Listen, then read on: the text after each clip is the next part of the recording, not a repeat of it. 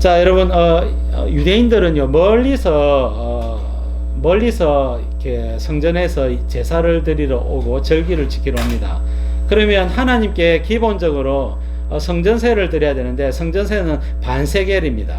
반세겔은 당시에 동전은요, 전부 다 은전이에요. 은전. 금전도 있고 은전도 있는데, 대부분 대표적으로 은전인데, 유대인들의 돈은요, 은전 세겔입니다. 이 세겔은요, 이 커요. 크고, 그 다음에 로마의 동전은요, 로마는요, 데나리온입니다. 데나리온 은전인데, 요 세겔보다 4분의 1이 작아요. 그러니까 이 데나리온 4개를 합쳐야 무게가 요 세겔하고 똑같다는 거예요. 자, 그러니까 여러분, 근데 일반적으로는 이 데나리온을 썼단 말입니다. 근데 하나님께 제사 드리고 성전세를 드리면서 이 로마 황제의 그림과 글귀가 있는, 그 로마 황제가 보면 신의 아들 뭐 이렇게 언급이 되어 있거든요. 자기가 신으로 언급이 되고 있는데, 이걸 하나님의 성전에 갖다 바칠 수는 없는 거예요. 그래서 이런 환전을 해가지고 하나님께 세겔로서 반세겔 성전세를 드리고자 하는 겁니다. 그러니까 당연히 돈 바꾸는 사람이 필요하겠죠. 그 다음에 여러분, 양이나 소나 비둘기 같은 경우도 마찬가지입니다. 멀리서 여러분 하나님께 제사 드리려고 양 데리고 소 데리고 오면 어떻게 되겠습니까? 중간에 오다가 여러분 양이나 소가 돌뿌리에 걸렸다, 뭐 부딪혔다 이러면요, 흠이 생기잖아요. 흠 없는 것으로 드려야 되는데, 흠이 생기면 하나님께 제사를 못 드리는 겁니다. 그러니까 이제 이게 불편하단 말이에요. 그래서 이게 유대인들의 사회 속에서 시스템을 어떻게 만들어 놨냐면, 돈을 들고 와가지고 이 성전 옆에서 제사장들이 이건 정결한 짐승이라고 도장을 다 찍어 놓은 그런 짐승들을 사서 하나님 앞에 제사를 드리도록 시스템이 구축이 되어 있는 겁니다. 그러니까 여러분, 자연스럽게 성전 가까이에서 어차피 사람들이 성전에 가서 제사를 드리려고 하니까 성전 가까이 혹은 성전 안에서 지금 돈을 바꾸고 양과 소와 비둘기를 팔고 있는 실정입니다. 근데 실제로 원래대로 하려면 어디서 해야 됩니까? 성전 밖에서 해야 되는 거예요. 성전 문 밖에서 해야 되고, 성전 안에서는 이렇게 해서는 안 되는 겁니다. 근데 지금 히에론에서 성전 이방인의 뜰까지 성전 안에서, 이방인의 뜰은 이방인들이 그 앞에서 동문, 서문, 북문 이렇게 해가지고 안에서 제사장들이 제사 드리고 예배 드리는 모습 보면서 하나님께 기도하고 여러분 예배 드리는 곳이거든요. 이방인들이 예배 드리는 곳이 이방인의 떡이단 말입니다. 근데 예를 들면 에티오피아 네시가 사도행전 8장에 보면 네시가 예루살렘 와서 예배드리고 돌아가잖아요. 이 사람이 에티오피아 사람이기 때문에 나우스에 들어갈 수는 없는 겁니다. 그래서 히에론에서 그 앞에서 문으로 보면서 하나님 제 죄를 용서해 주세요 하면서 그렇게 하고 이제 예물을 갖다 드리고 이렇게 하고 있는 건데, 거기서 양 사세요, 소 사세요, 돈 바꾸세요, 쌉니다 이러고 있으니까 예수님이 열받고 계시다 말입니다. 자, 여러분, 이 제사장들과 상인들 간의 커미션이 다 연결이 되어 있겠죠. 그래서 제사장들은 가만히 앉아서 절기만 오면 대목인 겁니다. 오늘날 절에 보면 4월 초발이 되면 대목이잖아요. 그 하루 동안 벌어들이는 헌금이 1년치에 90%, 95%를 넘지 않습니까? 자, 오늘날 교회는 그렇지는 않습니다. 교회는요, 그 부활절이나 추수감사절, 맥추감사절, 그 다음에 성탄절, 이렇게 4번의 절기에 감상금을 하지만, 저희 교회는 맥추감사절을 하지 않습니다.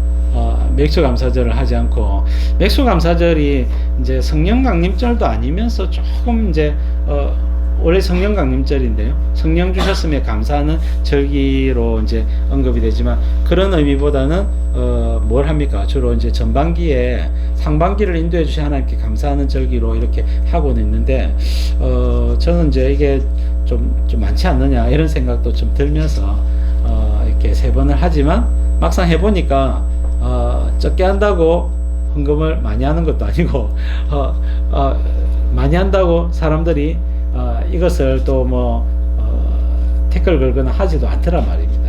한국교회는 저희 대부분 다 4번의 절기를 지키고 감상금을 하고 있습니다.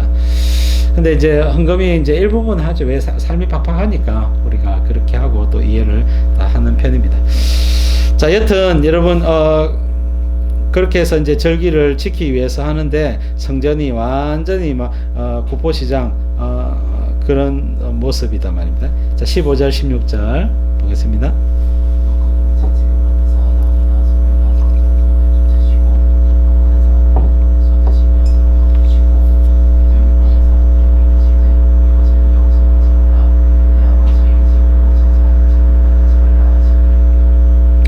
자, 다른 사람들도 이것을 보면서 자, 요즘 성전이 썩어서 성전이 이래서는 안 돼, 교회가 이래서는 안 돼, 이렇게 얘기를 했겠죠. 근데 아무 말도 못 하는 거예요. 왜? 여러분, 그래가 제사장님 이래도 됩니까? 라고 이야기하면 네 이름 뭐고, 네 제사 드리기 싫나, 하나님 앞에 예배 드리기 싫나, 이런 겁니다. 유대사회는 99.9%가 하나님을 섬기는 유대교죠. 유대인들은요, 이 3대 절기를 안 지키면 완전히 사회에서 왕따입니다. 이방인 취급당한다고요. 그러니까 여러분, 제사장에게 덤벼들면 어떻게 되겠습니까? 당연히 여러분, 이 제사장들이 덤벼들면 제사장들 딱 지켜가지고 니 교회 성전 오지 마, 출입금지, 이렇게 만들어버리면 곤란하다는 거예요. 그래서 아무리 불평이 있고 그래도 아무도 이야기를 못하는 그런 상황인 겁니다. 자, 오늘날 교회도 여러분 이렇게 되어져가는 경향이 있습니다. 교회가 여러분 헌금을 너무 중시하는 나머지 성도들이 불편해하는 설교를 하지 않습니다. 그래서 등 긁어주는 소리, 성도들에게 위로가 되고, 뭐 어떤 말씀 필요합니까? 다 위로의 말씀, 소망의 말씀, 희망의 말씀, 그런 말씀 필요하잖아요. 당연히 그렇지만은 여러분, 희망의 말씀을 준다고 해서 희망이 생깁니까? 그렇지는 않습니다. 우리가 여러분 신방을 가거나 저 목사들이 이렇게 하지만은, 목사들이 신방 가서 기도해 줬다고 복 받는 게 아닙니다. 그게 원리가 아니에요. 여러분, 이 목사들이 신방을 가서 이사 예배나 기업 예배나 뭐 각종 돌잔치나 이렇게 예배를 드리지만, 그렇게 한다고 해서 여러분 복을 받을 것 같으면요, 우리는 전부 다 복 받아야 돼요. 그리고 여러분, 수시로 목사 불러야 안 되겠습니까? 그렇지 않더란 말입니다.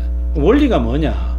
성경의 원리는요, 여러분, 모든 복은 하나님의 말씀에 순종할 때 오는 겁니다. 모든 복은 하나님의 말씀에 순종할 때 오는 게 성경적인 원리예요.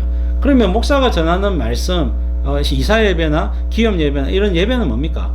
말씀을 통해서 순종할 수 있는 기회를 얻는 거예요. 다시 한번 내 마음을 리프레시하는 그런 과정이단 말이에요. 그래서 그때 여러분 들었던 말씀을 내 말씀으로 가지고 말씀대로 살아야 되겠다, 진짜 내가 순종해야 되겠다, 이런 결심을 할 때에 순종의 결과로 복이 오는 겁니다. 그러니까 목사의 여러분 이사 예배나 기업 예배나 신방 예배는 무엇입니까?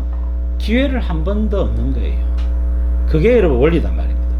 자, 여러분, 성경의 원리도 모르고 우리가 뭐 예배를 드렸다고 해서 주일마다 예배 드리면 복을 받아야 되잖아요. 우리 다 복 받아야 되잖아요.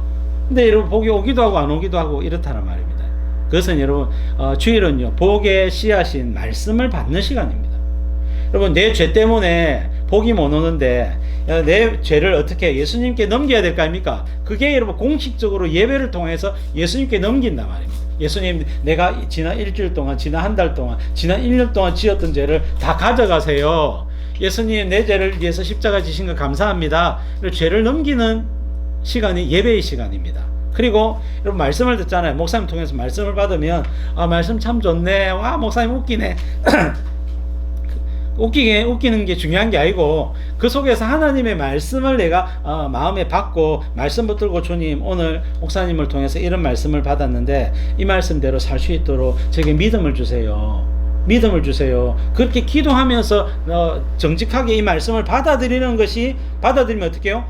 이것이 내 삶 가운데 문득 살다 보면 그때 받았던 말씀, 훈련받았던 말씀들이 삶에 적용이 될 때가 있죠. 적용이 되면 여러분, 한 달 뒤에, 몇 년 뒤에 복이 온다는 거예요. 그게 성경의 원리단 말입니다. 자, 그래서 여러분, 예배는요, 복을 받을 수 있는 말씀을 받는 기회, 시간입니다. 여러분, 그래서 말씀을 심어야 복이 오는 것이거든요. 자, 성경의 원리는 그것입니다. 원리를 알고 예배를 드려야 되는 거예요. 수천 번, 수백 번, 수천 번 예배를 드려도 말씀에 순종하지 않는 자는 복을 받지 못해요. 근데 여러분 말씀 예배를 드린 지 얼마 되지 않아도 말씀에 순종하고자 노력하는 자들은 하나님의 은혜와 복이 계속해서 뒤따르는 모습을 보게 되고 알게 되는 것입니다. 자, 다른 사람들은 전부 다 대제사장이 제사를 안 드려주면 살 길이 없기 때문에 입 다물고 있었지만은 예수님은 달랐습니다. 왜? 예수님은 제사가 필요가 없는 분이에요. 예수님이 친히 누구십니까? 예수님이 친히 대제사장이십니다. 그렇기 때문에 지금 인간 가짜 제사장, 모형 제사장들이 만들어 놓은 이 시스템에 적용을 받지 않으십니다. 그래서 예수님이 제사를 드릴 필요도 없을 뿐만 아니라 그렇지라도 예수님 제사를 드리지만은 여튼 예수님은 하나님의 아들로서 당당하게 권리를 행사하는 거예요. 자, 노끈으로 채찍을 만드시고 소와 양을 쫓으시고 상을 엎으시고 예수님이 한바탕 하신 겁니다. 당장 가지고 나가거라.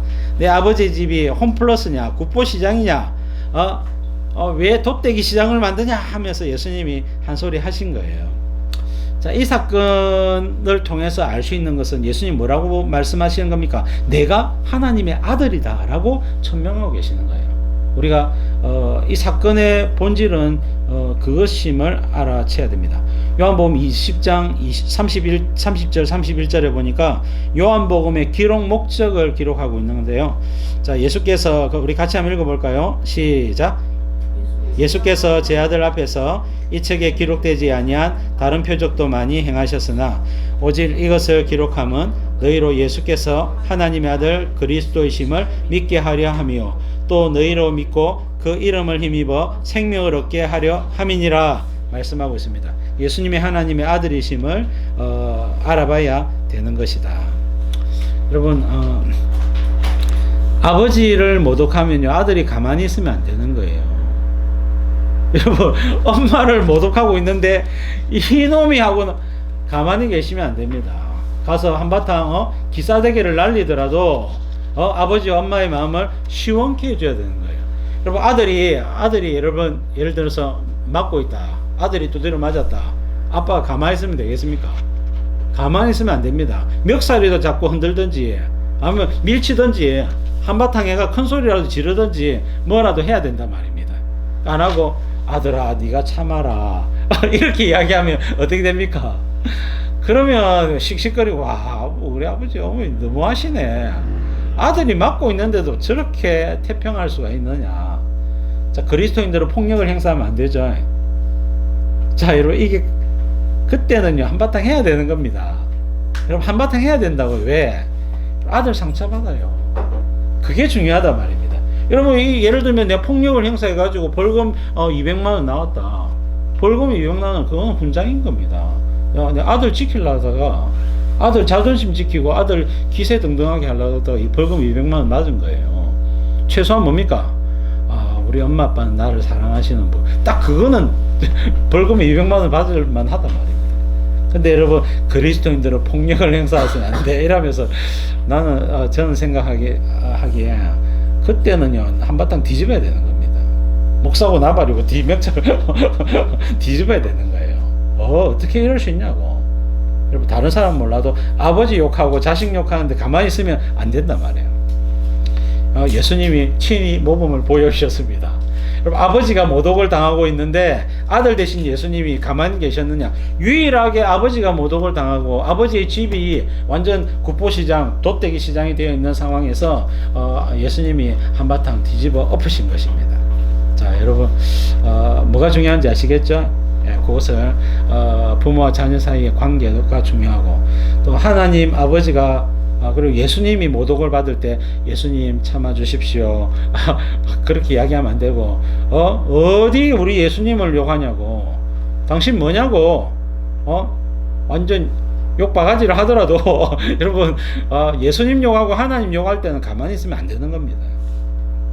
이슬람 같은 경우 자기의 신을 욕하면 어떻게 됩니까? 목숨 걸고 싸워요.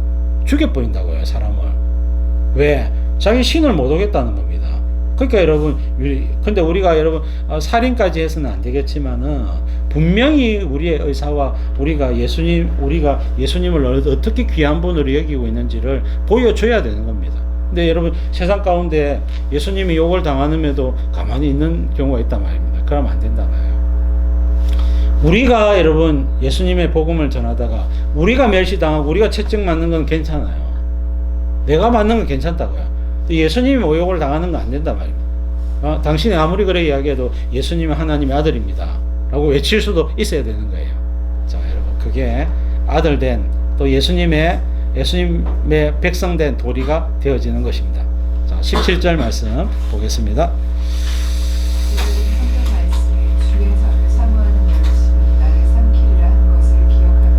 네, 시편 69편 9절 말씀을 인용을 한 것입니다. 그래서 주의 집을 위하는 열성이 나를 삼키고 주를 비방하는 비방이 내게 미쳤나이다. 자, 메시아 시편이라는 것을 알 수가 있겠죠. 그래서 여러분 소리에 사람을 잡아먹네. 주님을 향한 열심히 저 사람을 잡아먹네. 뭡니까? 주님을 너무 열정적으로 섬기고 있다는 이야기입니다. 자, 그 다음 문단에 보시면 내가 하나님의 성전인 것을 기억해야 된다. 고린도전서 3장 16절에 보니까 너희는 너희가 하나님의 성전인 것과 하나님의 성령이 너희 안에 계시는 것을 알지 못하느냐. 누구든지 하나님의 성전을 더럽히면 하나님이 그 사람을 멸하시리라. 하나님의 성전은 거룩하니 너희도 그러하니라. 여러분 교회는 하나님의 성전입니다. 그리고 여러분 저와 여러분들도 하나님의 성전입니다. 하나님의 성전이라고 하는 개념은 하나님이 거하시는 곳이라는 거예요. 자, 오늘날 교회는 하나님의 성전입니까? 예배당은 하나님의 성전입니까? 그렇지는 않습니다. 그러나 여러분 그것을 상징하는 것은 분명해요. 하나님이 어디 계시느냐 하면 하나님은 모든 곳에 계시죠. 근데 불신자들의 입장에서 하나님은 어디 계시노? 하나님 만나려면 어디 가야 되노? 교회 가야 된다는 거예요. 그래서 그런 의미에서 성전이라고 하는 용어를 사용할 수가 있습니다. 근데 여러분 성전이라는 용어가 마치 구약의 성전의 개념에서 이 예배당을 성전이라고 이야기하는 것은 안 됩니다. 우리 다른 목사님들이 그런 부분에 지적을 하시는 분이 있죠. 근데 여러분 한 가지 그런 지적을 하면서도 우리가 기억해야 되는 것은 그러면 불신자들 입장에서 하나님의 성전이 어디냐라고 이야기하면 교회라고 이야기하는 것을 우리는 자연스럽게 받아들일 수 있어야 됩니다. 또 그것을 예배당은 교회가 예배당은 성전이 아니야라고 부인할 필요가 없는 거예요. 그렇죠? 그 사람들이 하나님을 만나기 위해서는 어디 와야 됩니까? 교회 와야 되는 겁니다. 자, 그런 개념인 거예요. 자, 그러나 더 중요한 것은 여러분 이 공간적인 개념보다는 하나님이 모든 곳에 계시지만 모든 사람과 더불어 교제하거나 교통하시는 건 아니에요. 그래서 저와 여러분들 안에 거하시면서 하나님이 교제하고 교통하는 사람들, 그 사람들이 모인 공동체, 사람들이 바로 교회라는 것입니다. 교회의 본질은 건물이 아니라 사람이다 하는 것을 알아야 되는 것이죠. 자, 여러분 AD 70년 헤롯 성전이 결국 로마의 침공으로 의해서 붕괴되었고, 또 오늘날에 보면 예루살렘의 통곡의 벽이라고 조그마한 성전에 이제 이 히에론이죠. 히에론 넓은 성전에 서쪽에 한쪽 벽만 딱 남아 있거든요. 그 통곡의 벽이다 말입니다. 거기에 관광객들 가가지고 또 유대인들 가가지고 거기서 기도하고 막 이렇게 하는데요.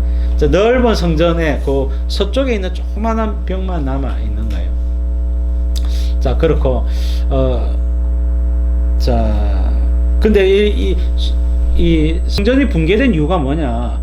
예수님을 멸시하고 예수님을 십자가에 죽인 곳이 이 사람들 아닙니까? 그러니까 주님이 이제 멸하시는 겁니다.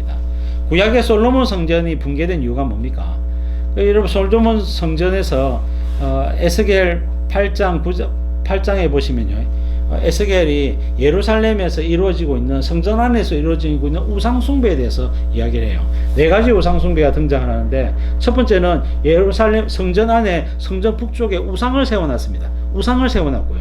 두 번째는요, 성전 안에 있는 큰 방에 여러분 유대인 지도자 70명이 사반의 아들 야하사냐라고 하는 지도자와 함께 여러분 성전 벽에 여러분 보면 이게 큰 방에 이처럼 큰 방에 보면 이제 이 벽면에 우상이 그려져 있어요. 우상을 향해서 기도하는 모습이 나와 있습니다. 그리고 여러분 또 한 번은 이 여인의 뜰에 여인들이 막 울고 통곡을 하고 있는 거예요. 누구를 위해서? 바벨론의 신 담무스를 위해서 통곡을 하고 있는 장면을 에스겔이 보게 됩니다.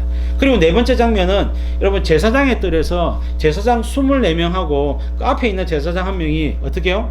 여러분 동쪽을 바라보고, 자, 제사장의 뜰에서 동쪽을 바라본다는 말은 이런 성소와 지성소를 등지고 바라본단 말입니다. 여러분 예루살렘 성전에 동쪽으로 입장하거든요. 동쪽으로 입장해서 여러분 성소와 지성소, 번제단이 있고 성소와 지성소로 들어가야 되는데, 이 번제 앞에서 동쪽을 바라보면서 태양신을 향해서 경배하고 있는 모습을 봐요. 어디서? 성전 안에서. 그래서 예루살렘 멸망을 한 겁니다. 솔로몬 성전이 붕괴가 된 것이고. 그래서 여러분 성전이 붕괴되는 이유는요, 우상 숭배 때문이에요. 그리고 성전이 붕괴되는 이유는 하나님의 말씀대로 살지 않았기 때문에 그렇다. 오늘날 저와 여러분들이 하나님의 성전이죠. 교회가 하나님의 성전이죠. 교회가 우상 숭배, 돈 사랑하거나 세상을 사랑하면 교회는 여러분 망하게 될 것입니다. 여러분 교회가 세상을 사랑하고 예배를 무시하거나 말씀과 기도로 나아가지 않거나 이렇게 하면 교회는요 서서히 힘을 잃다가 어느 날 소멸되고 말 것입니다. 촛대가 옮겨지죠. 여러분 촛대가 살아있는 곳은 어디입니까? 기도하는 교회, 말씀을 강론하는 교회, 하나님의 하나님 되심을 인정하는 교회, 그런 교회들이 마지막 때까지 복음을 전하게 될 것입니다. 여러분 저와 여러분들도 그렇습니다. 돈사랑 오늘날 가장 큰 유혹이 아닐 수 없죠. 돈과 함께 돈이 필요하고 중요하지만은 하나님보다 앞장설 수는 없는 겁니다. 그 외에도 여러분 내 이성이나 내 잘못된 사상이나 그런 이론들 때문에 성경의 말씀을 무시하거나 하면 하나님은 그 성전을 소멸시켜 가시는 거예요.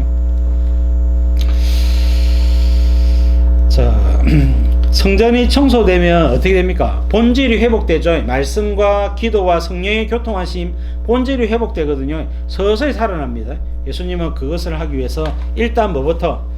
청결 사건부터 행하고 계시는 겁니다. 자, 18절 말씀.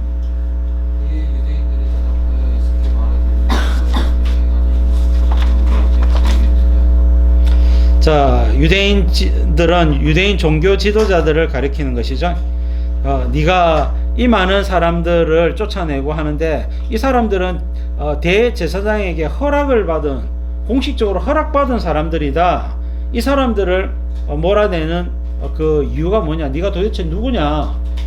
네가 정말로 다윗의 자손이고 네가 정말로 메시아라면 그 표적을 보이라, 이렇게 이야기를 하고 있는 것입니다. 자, 그렇죠. 자, 스가랴 14장 21절 예루살렘과 유다의 모든 솥이 만군의 여호와의 성물이 될 것이다.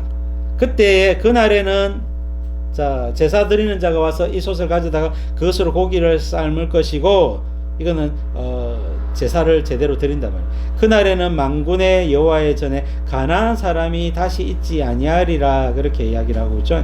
그래서 가나안 사람은 이방 사람이고 상인들이다 말, 상인들, 그런 사람들, 장사하는 사람들, 그렇게 이야기를 합니다. 스가랴 14장은요, 스가랴 14장은 재림 예수님의 시대에 대한 모형입니다.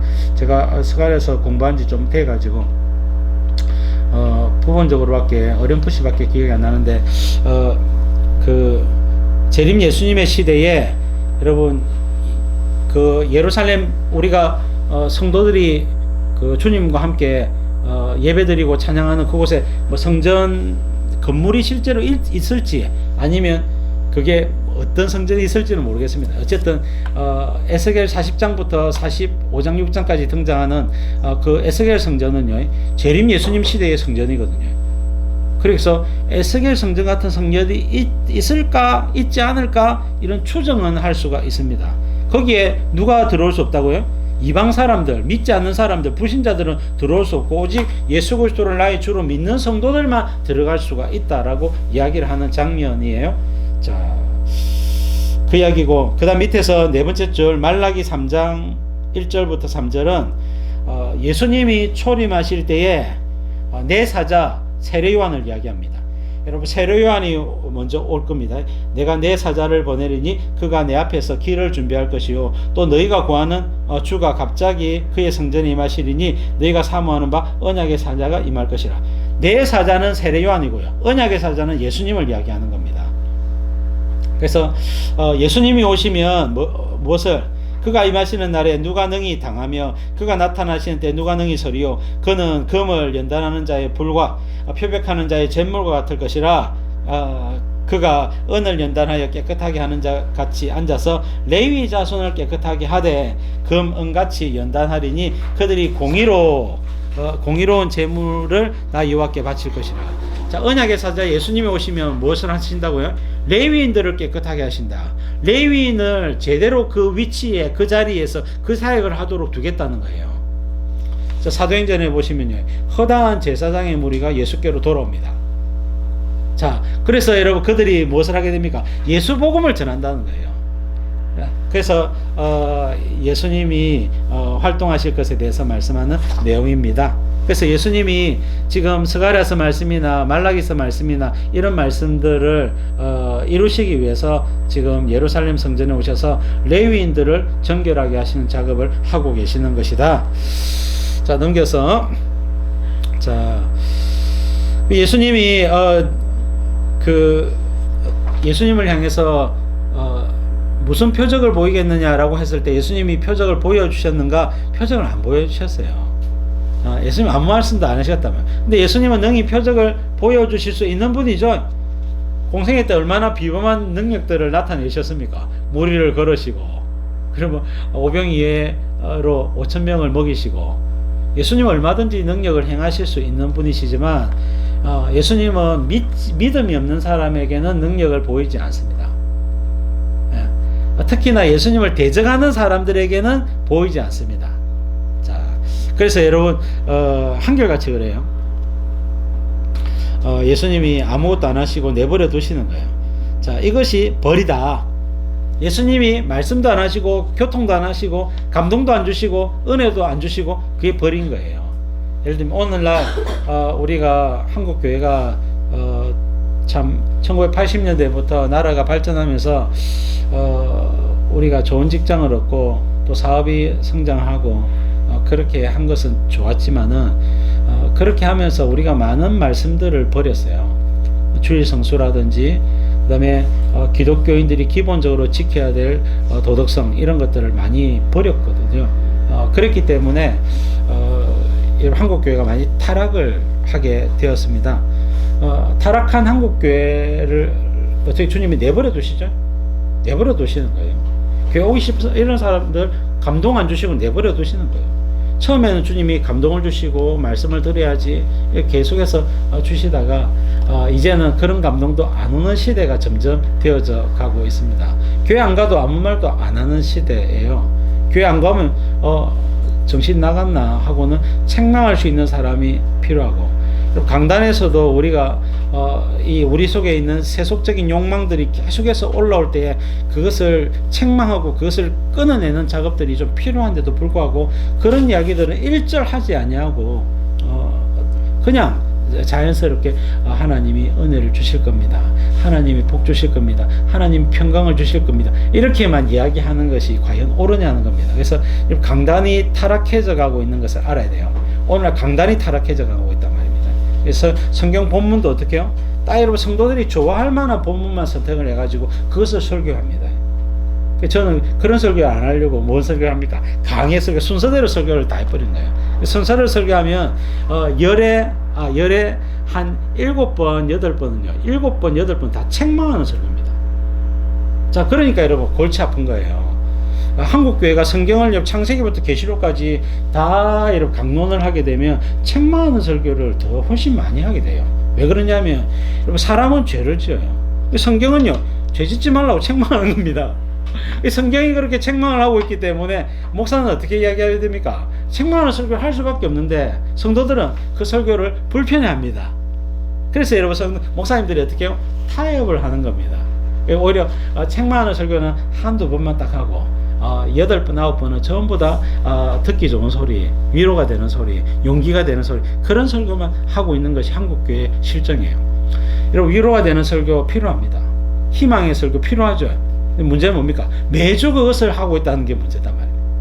자, 그렇게 해서 여러분 20년, 30년 목회하고 그 다음 목사님 와서 똑같이 합니다. 자, 여러분, 한국교회가 이런 설교가 반복되면 어떻게 되겠습니까? 병들게 되는 거예요. 교회가 병들고 가정이 병들고 성도들이 영안이 왜곡이 되어지게 되는 겁니다. 그래서 여러분, 오히려 조금 부담스럽더라도 책망하는 설교를 듣는 것이 훨씬 더 낫지 않느냐. 성경을 쭉 순서대로 강론하면 책망할 때는 책망의 설교를 듣고, 그 다음에 여러분 소망이나 위로의 말씀이 나올 때는 위로의 설교를 듣고, 그렇게 하면 되지 않겠느냐 싶기도 한데, 목사님들이 조금 이제 저도 이제 다른 건 몰라도 성경 본문을 취사 선택할 수 있는 권리가 있지 않습니까? 그러니까 이제 이 8대2나 9대1로 설교하기는 부담스러우니까 5대5 정도는 하자. 5대5 정도는 하자. 그 정도로 생각은 하고 있는데 어떨지 모르겠어요. 특히 오전 예배 같은 경우에는 주로 복음서와 그 다음에 복음서와 서신서 일부, 그 다음에 요한계시록도 안 하죠. 그런 설교를 많이 하고요. 구약 설교는 거의 안 해요. 왜? 좀 성도들이, 연약한 성도들이 너무 많다 보니까 그렇고, 대신에 오예배라든지 수요예배라든지 성경부라든지 이럴 때는 여러분 그냥 가감없이 책망하는 설교들을 하고 말씀들을 강론합니다. 이것을 자꾸 들어야지만 하나님의 뜻이 무엇인지를 균형 있게 이해를 할 수가 있기 때문에 그렇습니다. 자, 19절 20절 말씀 보겠습니다.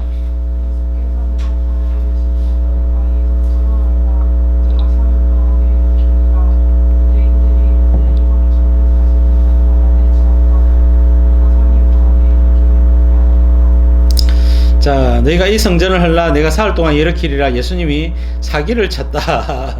사기를 치려면 이 정도는 해야 된다. 자, 어떤 목사님이 이렇게 이야기하길래 인용을 했는데, 자, 여러분, 이 성전은 46년 동안 지었건을 이랬죠. 자, 예수님이 태어나기 전부터, 예수님이 한 30살 된다고 보면요, 지금 16년 전부터 성전이 지어져 왔어요. 헤롯이 유대인들의 환심을 사기 위해서 성전을 짓기 시작했어요. 왜냐하면 헤롯은 에돔 사람이거든요. 이방인이다 말입니다. 이방인이 이스라엘의 왕이 되어 있는 거예요. 그러다 보니까 유대인들이 이 이방인, 이 나쁜 놈 하면서 맨날 쿠데타 일으키고, 그 다음에 자객들 보내가지고 암살하려고 음모하고 이렇게 할 거 아닙니까? 내가 저 사람들에게 참 환심을 사기 위해서 무엇을 해야 되겠냐? 저 사람들은 성전밖에 없다. 하나님밖에 없는 사람이다. 그러니까 성전을 지어주면 이 사람들이 왕을 존중할 것이다. 그래서 여러분 성전 짓기를 하고 있는 것입니다. 이 성전을 워낙 거대한 공사고 하다 보니까, 돈도 많이 들고 하다 보니까 여러분 46년 동안 지었고, 앞으로도 계속 지어요. 멸망할 때까지 지어요. 계속 짓는단 말입니다. 거의 예수님 30년, 또 앞으로 40년 동안 더 짓게 되기 때문에 46년 동안 이미 지어왔는데 네가 3일 동안 일으키겠다고 웃기는 소리 하지 마라, 이렇게 이야기를 하고 있습니다. 여기에서 쓰인 이 성전은, 이 성은 히에론이 아니라 나우스가 기록되었습니다. 중요한 것은 나우스이기 때문에 그래요. 자, 21절 2절.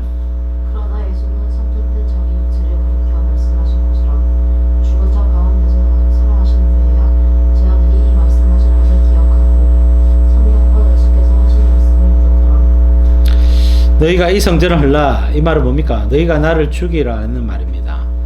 성전은 예수님을 이야기하죠. 자, 구약의 솔로몬 성전이나 스룹바벨 성전을 확장 재건한 것이 헤롯 성전이에요. 그래서 헤롯 성전이나 스룹바벨 성전이나 전부 다 제2성전입니다. 오늘날은 성전이 없습니다. 성전이 없죠. 자, 성전은 얼마든지 지을 수 있는데 성전을 짓지를 못합니다. 왜? 여러분, 성전을 지어야 되는 이 자리에 뭐가 있습니까? 이슬람의 모스크가 세워져 있습니다. 그렇기 때문에 성전을 지을 수가 없는 거예요. 유대인들은 지금 돈 많죠? 성전 짓는 거 아무것도 아닙니다.